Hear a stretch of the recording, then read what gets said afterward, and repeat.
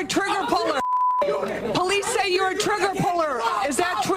What? Police say you're a trigger puller. Is that?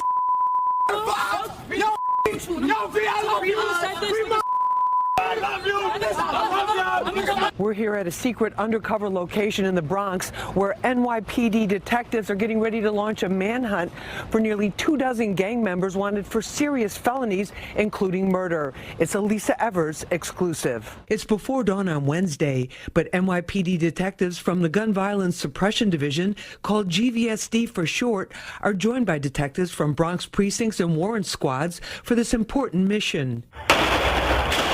Their mission? Stopping the reign of terror caused by teens, young men, and a few women who engage in running gun battles with their opposition or ops at all hours of the day and night, no matter who's in the way, right in their own community. These cases are the single most impactful reason that shootings trend downwards.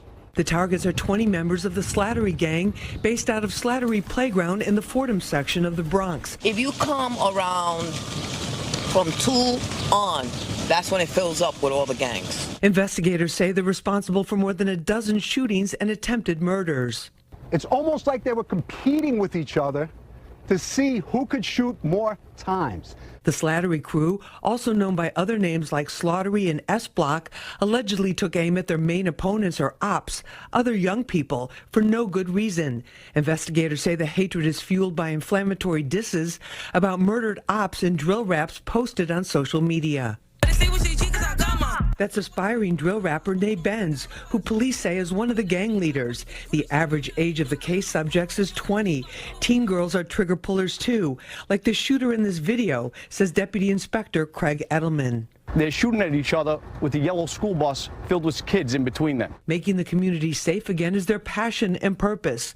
For takedown leader, Detective Brandon Ravello, it's personal. This is where he grew up. A lot of the subjects are wanted for being active trigger pullers, so they're asking us to put on these bulletproof vests before we go out to the locations once the manhunt gets underway. We're on the highway now as part of the caravan going to the first destination. These detectives know exactly who they are looking for because all of the subjects in this case have been pre-indicted by a Bronx grand jury. Officers go into the building, every detail and movement planned in advance. Right now, the detectives are inside the building going into the apartment where they have a search warrant to apprehend the suspect. Sergeant Christopher Neal is in constant communication with team members, making sure everyone gets in and out safely. In recent history, we've seen that impact takedowns or takedowns of this magnitude have a profound impact on the community. What's going on here?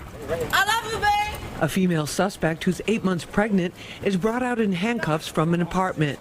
What's going on? Why did they pick you up? We are here executing a search warrant on Tebow Avenue in the Bronx in regards to a drive-by shooting that happened in a public school playground. Bronx District Attorney Darcel Clark announced a 176-count conspiracy indictment against the alleged gang members for everything from attempted murder to robbery and weapons possession.